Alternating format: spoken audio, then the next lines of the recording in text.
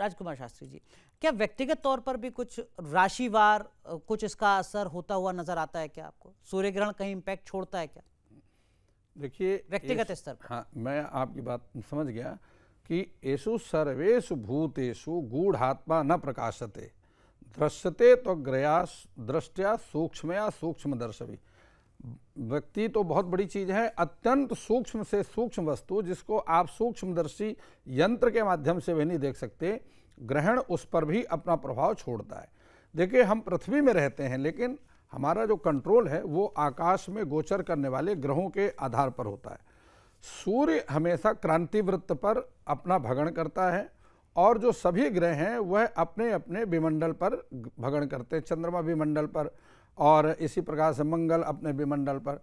अब यहाँ पर यदि आप पर्सनल व्यक्ति की पूरे विश्व में, पूरे ब्रह्मांड में 12 राशियां हैं, 27 नक्षत्र हैं और 9 ग्रह हैं जी। संसार में ऐसा कोई प्राणी नहीं है जो 12 राशियों से बाहर पैदा हो जाए। यह 27 नक्षत्र से संपूर्ण विश्व में इन 27 नक्षत्र 12 राशियों में ही सबका जन्म होता है। तो क्या राशिवार कुछ इम्पैक्ट होगा? स्वाभाविक रूप से जिस राशि पर, जैसे सूर्य ग्रहण कन्या राशि पर, इसी प्रकार से चंद्र ग्रहण कुंभ राशि पर, तो सबसे मुख्य रूप से उन राशियों को तो प्रभावित करेगा ही। सूर्य ग्रहण के बाद कन्या राशि की स्थिति बहुत खराब हो सकती है।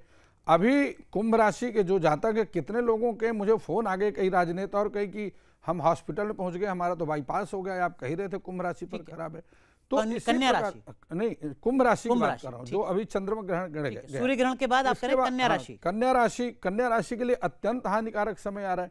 और उसके उपरांत जो उस ग्रहण की राशि से चौथी, 8वीं और 12वीं राशियां हैं, उनके लिए बहुत हानिकारक रहता है, हमेशा बुरा प्रभाव डालता है। ठीक। अन्यथा सभी राशियों के लिए ग्रहण हानिकारक होते हैं, कभी किसी राशि के लिए ग्रहण लाभकारी तो होता नहीं है। इस बात को ध्यान रखिए, चाहे वो सूर्य ग्रहण हो चाहे चंद्र ग्रहण हो। ठीक है। क्या जो प्राकृतिक आपदाएं हैं जी, उसका भी दायरा कुछ बढ़ता हुआ नजर आता है आपको, या आपको लगता है कि नहीं सूर्य ग्रहण से उसका कोई कनेक्शन नहीं है? नहीं, देखिए, सूर्य ग्रहण कुल 108 दिन, 0 से 108 दिन के अंदर होता है और चंद्र ग्रहण 0 से 45 दिन के अंदर अपना प्रभाव दिखाता है और निश्चित रूप से दिखाता है। और अभी जो सूर्य ग्रहण लगेगा उस पर 12 राशियों पर व्यापक प्रभाव पड़ेगा, जिसमें खास तौर से मिथुन, कर्क, सिंह, वृश्चिक, धनु, मकर के लिए शुभ है और कुंभ, मीन, मेष, वृष, कन्या, तुला, कुंभ, मीन के लिए खराब है। इसमें काफ़ी खराब जाएगा। जो मेष राशि वाले जातक हैं उनका स्वास्थ्य खराब हो सकता है, उनकी धन हानि हो सकती है, ठीक है, और वो हॉस्पिटलाइज हो सकते हैं, उनके लिए तमाम तरह की दिक्कतें आ सकती हैं। जो वृष राशि वाले जातक हैं उनका मन व्यथित रहेगा, परेशान रहेंगे, उनके मन की उद्विग्नता बढ़ जाएगी, उनके अपने लोग विरोध की स्थिति में आ सकते हैं।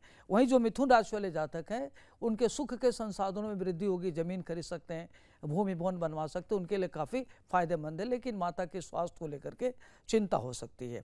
वहीं जो कर्क राशि वाले जातक हैं उनके भाई से काफ़ी सुख मिलेगा, भाई उनके लिए फेवरेबल होंगे, पारिवारिक की स्थिति अच्छी रहेगी और मित्रों का सहयोग मिलेगा। वहीं जो सिंह राशि वाले जातक हैं उनको धन लाभ होगा, उनकी स्थिति अच्छी होगी। वहीं जो कन्या राशि वाले जातक हैं उनका मन व्यथित रहेगा, उनको बीपी शुगर हो सकता है और अनेक प्रकार की परेशानियों का उनको सामना करना पड़ेगा और जितने विरोध होगा उतने उनके हौसले बढ़ेंगे। वहीं जो तुला राशि वाले जातक हैं उनके खर्चे बढ़ सकते हैं, परेशानियाँ आ सकती हैं और अगर वो कर्जे लिए हैं तो कर्जा देने में उनको दिक्कतें आएंगी। और वहीं जो वृश्चिक राशि वाले हैं उनको धन लाभ होगा, माली हालत उनकी अच्छी होगी, प्रॉपर्टी से लाभ मिलेगा। वहीं जो धनु राशि वाले जातक हैं, कुछ नुकसान भी है। हाँ, वहीं जो धनु राशि वाले जातक हैं उनको नौकरी मिलेगी, प्रगति होगा, उनके विभाग में चेंज हो सकता है और उनको बड़ा लाभ हो सकता है। वहीं जो मकर राशि वाले जातक हैं उनके भाग्य में वृद्धि होगी, उनके कई महत्वपूर्ण कार्य होंगे, घर में शुभ और मांगलिक कार्य होने की संभावना है। वहीं जो कुंभ राशि वाले जातक हैं उनकी धन हानि हो सकती है, अगर कहीं धन दिए तो धन डूब सकता है, दिवालियां हो सकती है और कई तरह की परेशानियों का सामना करना पड़ेगा। वहीं जो मीन राशि वाले जातक हैं उनको पत्नी को लेकर के, स्वास्थ्य को लेकर के चिंता हो सकती है और कोई अप्रिय घटना घट सकती है। 30 तरह की चीजें 12 राशियों पर बढ़ेगा। नीति उपाय क्या, समाधान क्या? देखिए, सबसे पहले तो मैं बताना चाहूंगी, ग्रहण केवल डराने का विषय नहीं है। निश्चित रूप से नकारात्मक ऊर्जाएं सक्रिय होती हैं, लेकिन साथ में सकारात्मक ऊर्जाएं भी होती हैं। ठीक है, तो इसलिए हम लोग ज्योतिषी आपको डराते नहीं, आपको चेताते हैं। अब मैंने आपको बताया कि आपकी राशि में ग्रहण के प्रभाव से आपकी सेहत में कोई दिक्कत आ सकती है, तो निश्चित रूप से जब आपको पहले से आभास हो जाएगा इस बात का, तो आप अपनी सेहत का थोड़ा ध्यान रखेंगे। मैं बोलूँगी कि आपको गाड़ी चलाते हुए सावधानी रखनी है, तो आप उसका, अगर आप ओवर स्पीडिंग की आदत है तो आप थोड़ा अपने आप को कंट्रोल करेंगे। दूसरी चीज़, सूर्य ग्रहण, क्योंकि आत्मा का कारक है, सूर्य पिता का कारक है, कहीं ना कहीं पूरे सौरमंडल में ऊर्जा का एकमात्र स्तोत्र सूर्य है। तो आपको इस ग्रहण के समय भगवान सूर्य की उपासना, भगवान राम जब लंका में चढ़ाई करने जा रहे थे तो आदित्य हृदय स्तोत्र का उन्होंने पाठ किया, जिसकी वजह से विजय का उनको आशीर्वाद मिला। आदित्य हृदय स्तोत्र का आप पाठ करें, सूर्य को अर्घ दें, सूर्य के बीज मंत्रों का जाप करें, और इसके साथ साथ राहु केतु के बीज मंत्रों का भी जाप अनिवार्य है। इसलिए है क्योंकि इन दोनों छाया ग्रहों की वजह से ग्रहण की विकराल स्थिति बनती है। वक्त थोड़ा कम, माफ कीजिए पारिक साहब, आपके हिसाब से क्या उपाय? देखिए, पहली बात तो यह है कि भारत में दृश्य नहीं है, तो भारत के लिए इफेक्ट थोड़ा सा कम है। लेकिन मैं इतना बताऊंगा कि सत्ता का कारक है, जैसा मैंने आपको बताया। तो देखिए, सत्ता परिवर्तन तो लाजमी है। आपको विश्व के कई व्यक्तिगत स्तर पर हम क्या उपाय? और व्यक्तिगत के लिए आदित्य हृदय स्तोत्र का पाठ, जैसा नीति जी ने कहा, सबसे बढ़िया है।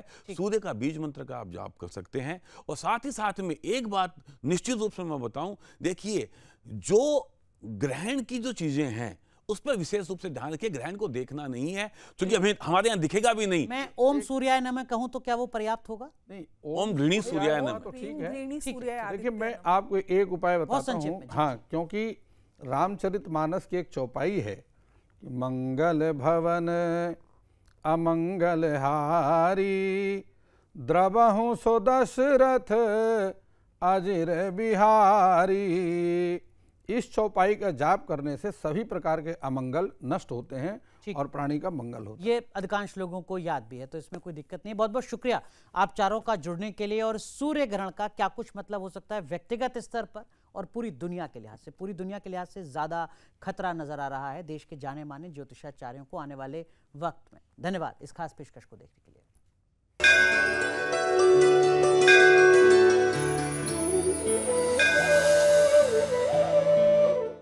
इस वीडियो में दी गई जानकारी केवल पौराणिक मान्यताओं, धार्मिक विश्वासों और ज्योतिषीय तथ्यों पर आधारित है। स्तुति इनकी पुष्टि नहीं करता। किसी भी उपाय को अपनाने से पहले संबंधित विशेषज्ञ से सलाह जरूर लें।